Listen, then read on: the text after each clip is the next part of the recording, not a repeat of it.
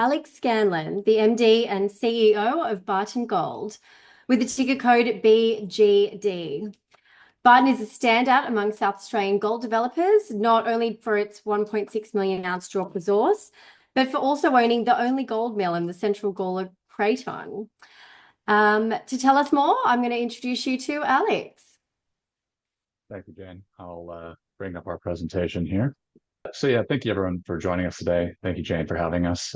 In terms of Barton Gold, in some ways, we're a pretty simple story. So high level, Barton Gold is a pure play gold, pure play South Australian developer. We are focused on the Central Gawler Craton of South Australia, so very well-known geological domain. We are in the sort of gold-rich part of the Craton there to the west of the AISC province that BHP has consolidated. And our strategy here in acquiring all of the major historical assets, including the only real mill in the region, was not to go straight back into small-scale production, step back and build up a much larger platform, and then leverage that mill to start a staged, lower cost, lower risk, and therefore lower dilution pathway to a large-scale outcome.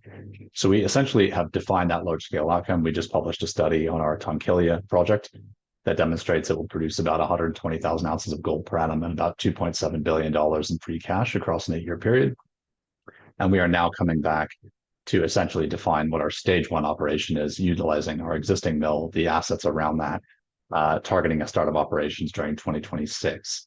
And we've also made a very interesting silver discovery just for a bit of fun. So we are really now in an interesting phase, the company, where we're moving to sort of the commercial transition point. We have the benefit of that infrastructure leverage. And coming up for us over the next sort of few months and in the next year is sort of high-grade silver drilling, which is starting next week. And then we're going to be putting out resource upgrades and engineering studies and operations plans for our stage one operation targeting 2026.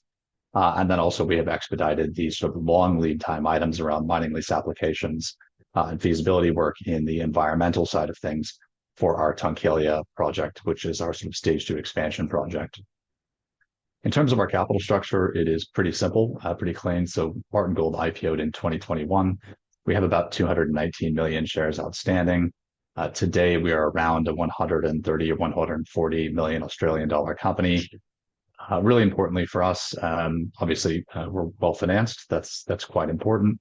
We have a very strong capital structure, strong board of management alignment with a lot of institutional and sophisticated high net wealth investment, essentially consolidating our register around that board of management alignment, and then really strong cost efficient progress. And what we see in our securities, even though we're still a fairly small company, is we actually trade like a much larger company. So we have very high liquidity in our shares. That's been increasing as awareness of our story has gone out there. And one of the things that has really won us a lot of support is this very consistent low dilution progress. So we spend our money very well, but we also sweat the assets that we have.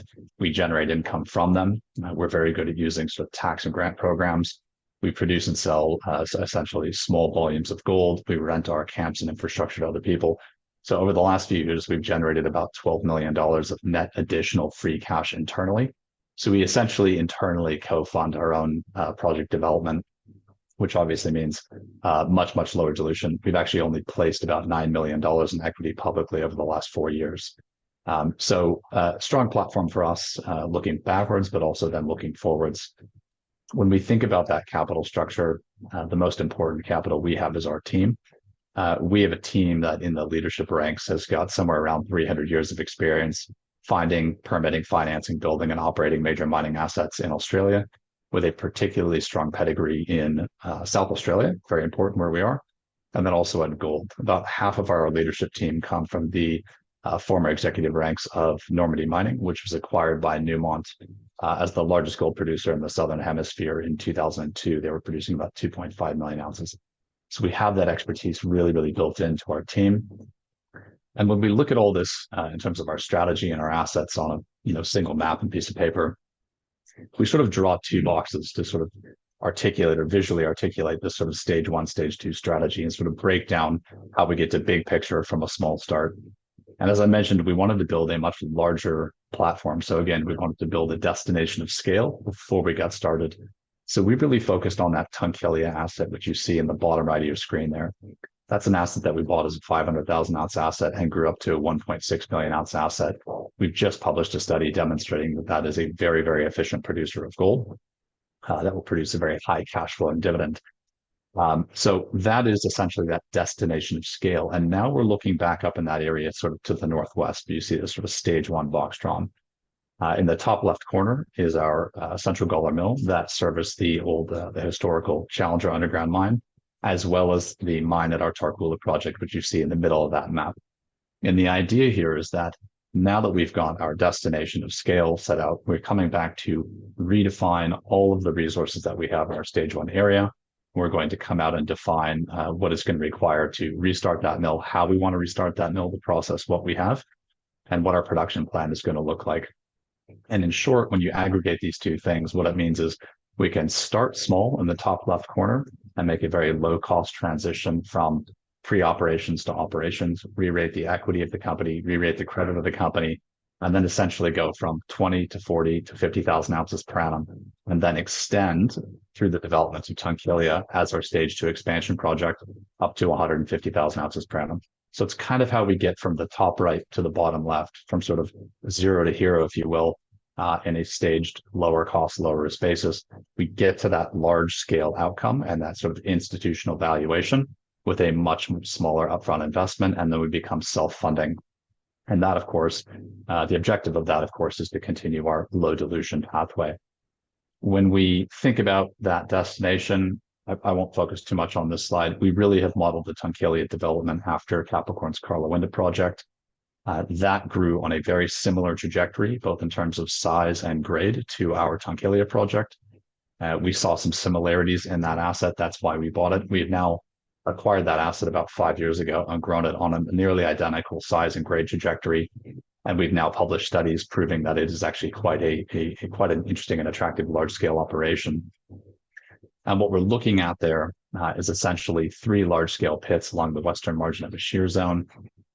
We have done a number of studies over the past year that have made about 30% energy savings in the comminution circuit. We have looked at initial CapEx savings as well.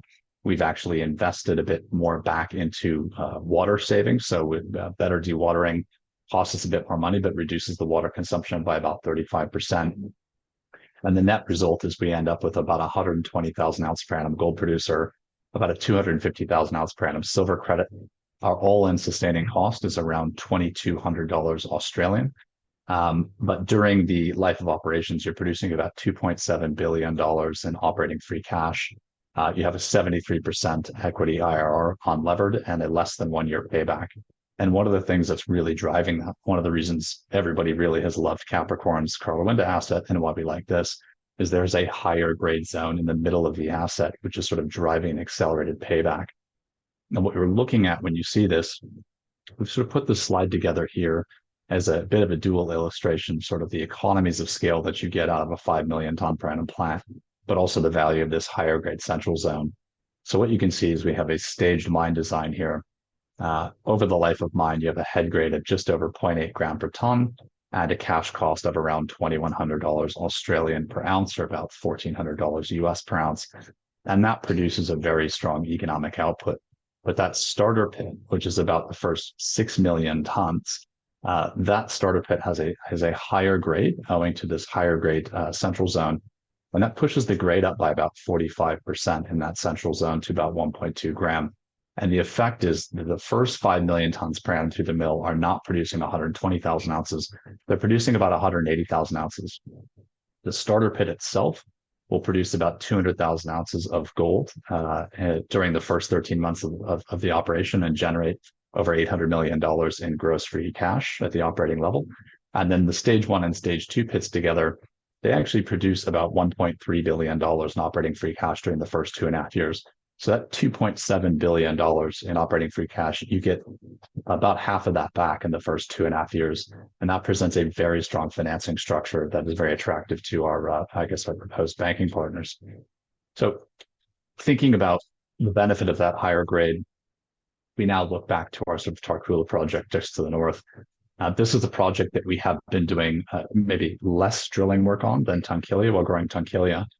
But basically what we're looking at here is a project right next door. This was the home of high-grade gold in South Australia in 1893 is where it was discovered.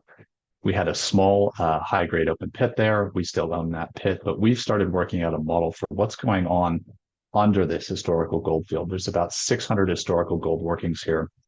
We built a new model. It validates a lot of these known historical workings, and we've now made a number of essentially new discoveries, one of which is Tolmer. This is very interesting. We discovered a gold system there in August of last year.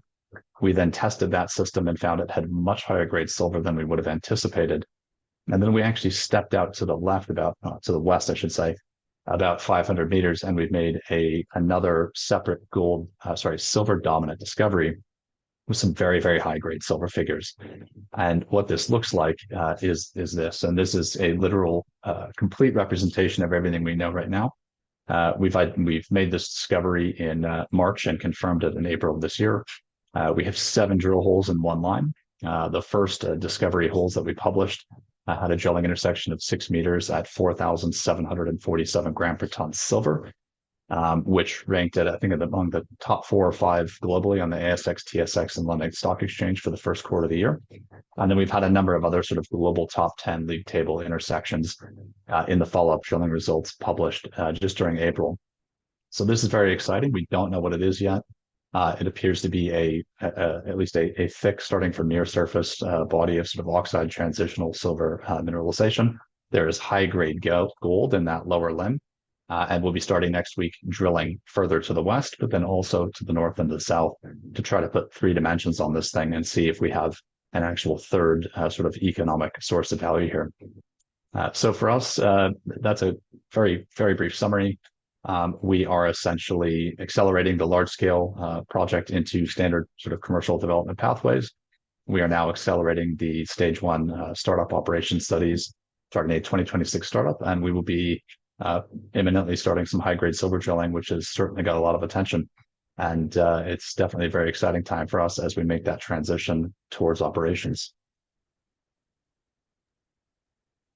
Alex, thank you for that great presentation. I might get you to stop sharing your screen and I can jump into some questions for you. Okay, so your multi-stage development strategy is very disciplined. How is the Central Gawler Mill influencing your sequencing of near-term versus long-term project development? Yeah, so the Central Gawler Mill is really critical to that initial stage 1 plan. But talking about the sequencing, we really kind of did it backwards intentionally, as you picked up. We defined stage 2 first so that we could use that mill to unlock stage 1 and then unlock stage 2. So it's pretty important. That's how we get to a large scale, high value, large volume gold producer, by making a relatively small investment up front today and then self-funding all the way through. Well, just on that then, that goes to the next question. With stage 1 set to deliver free cash, what financing or JV optionality does this open up for the more capital intensive Tunkillia project? Yeah, so I mean, the fact that when we go to finance Tunkillia on its own, it has this very strong financing structure, but by merit of the fact that we have an operating mill next door at this time, we have a much more broadly financeable corporate structure. So that free cash, on the one hand, builds up the equity that we might utilize to build Tunkillia, but it does also give us a lot of capital to think about what's next, right? So we're always thinking 3, 5, and 10 years forward. There are people around us with whom we might work. There are opportunities further afield, but it also means that we have a lot of space to think about things like silver credits that are embedded in Tunkillia and perhaps Tarcoola, to look at those also as financial leverage points for further development and acceleration of operations. So it gives us more tools, if you will. And Alex, we're running out of time here, but I've asked all of the other presenters today, just to reiterate, what should investors be looking forward to from a news flow perspective over the coming months? It's going to be very busy. We are going to be drilling and publishing a lot of assays. So we've got a 2,500 meter drill program initially planned for this high grade silver target. We can extend that, and we'll extend that if we are finding that this does extend. We have accelerated the initial planning around our long lead items, so reserve conversion drilling and environmental planning for Tunkillia. And we will be mapping out the pathway to stage 1 operations. So resource upgrades, mill reconfiguration and recommissioning studies, and a production plan and pathway targeting 2026 startup. Well, exciting times for you. Lots of work that's coming through and lots of news flow as well. So for those of you who don't follow Barton on social media, I definitely would recommend, as Alex is doing a great job of keeping everyone updated. But thanks again for joining us. Thank you, Jane.